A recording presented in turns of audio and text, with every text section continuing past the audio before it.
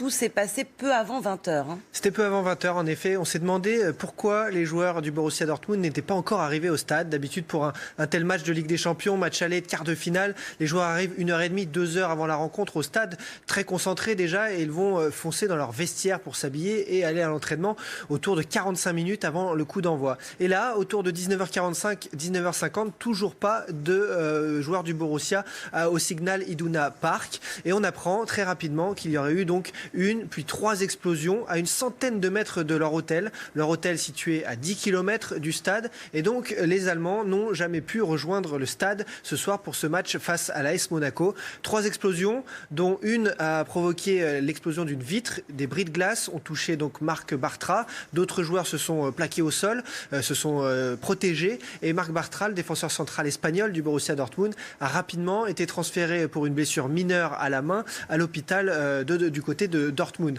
Les joueurs, eux, étaient forcément en état de choc. Ils ont été mis de côté par la police en sécurité. Et la police, notamment à l'aide de drones, a sécurisé les lieux et le parcours du bus de Dortmund pour voir s'il n'y avait pas d'autres explosifs. Ce qui a été impressionnant aussi, c'était la réaction du club de Dortmund qui a très régulièrement et très souvent informé les spectateurs qui étaient dans le stade des mesures qui étaient prises au fur et à mesure. Ça a été parfait, parfaitement joué, parfaitement maîtrisé par l'UEFA, Dortmund, l'AS Monaco.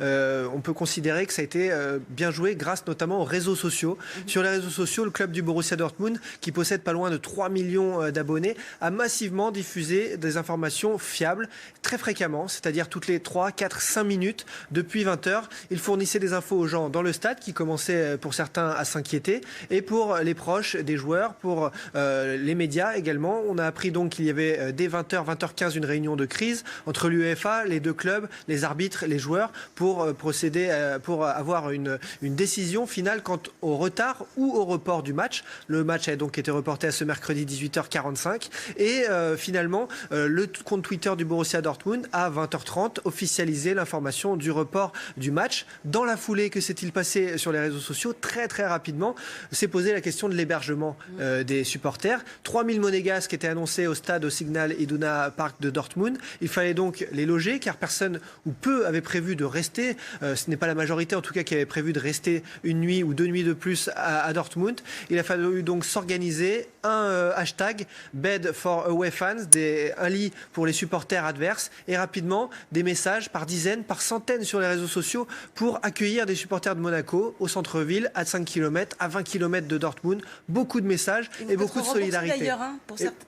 Ils vont être remboursés à hauteur de 80 €. Et on a appris en effet dans la soirée que l'AS Monaco communiquait sur ce sujet et promettait de rembourser à hauteur de 80 € ceux qui avaient trouvé enfin une chambre d'hôte ou une chambre d'hôtel pour les plus chanceux. Voilà donc pour ces beaux gestes de solidarité, on va y revenir. Il y a des séquences très belles qui ont été tournées dans le stade. Je vous le rappelle également, en ce moment, la police allemande tient une conférence de presse puisque pour l'instant, aucune piste n'est écartée, mais aucune piste non plus n'est privilégiée. Il faut rester donc extrêmement prudent. Et puis on va prendre la direction de Madrid, retrouver notre correspondante Marion Gaudin. Bonsoir Marion, vous avez davantage d'informations concernant le joueur blessé, l'unique joueur qui a été blessé dans cette explosion, c'est donc l'Espagnol Marc Bartra. Oui, et selon les médias espagnols, Marc Bartra est toujours à l'hôpital. Il souffre de plusieurs coupures au bras suite à l'explosion d'une des vitres du bus. Il aurait également un os du poignet cassé, ce qui devrait nécessiter une petite opération. Il sera donc évidemment, très probablement, même forfait pour le match qui a été reporté à ce mercredi face à Monaco. Du côté des réactions, beaucoup de messages de soutien, notamment de la part de l'ancien club du joueur, le FC Barcelone. Le capitaine du Real Madrid, Sergio Ramos, s'est également exprimé sur Twitter. Aujourd'hui, Bartra, Dortmund et rien d'autre, a-t-il déclaré. L'attaquant de Monaco, Radamel Falcao, s'est de son côté dit désolé pour ce qui s'est passé et a souhaité un prompt rétablissement à Marc Bartra. Quant au président du Borussia Dortmund, il a déclaré que toute l'équipe était en état de choc et qu'il serait difficile que les images de l'attaque sortent de la tête des joueurs. J'espère qu'ils seront malgré tout capables d'être compétitifs sur le terrain ce mercredi. Et c'est ce qu'il a confié au journal allemand Bild. Le match, lui, est prévu à 18h45.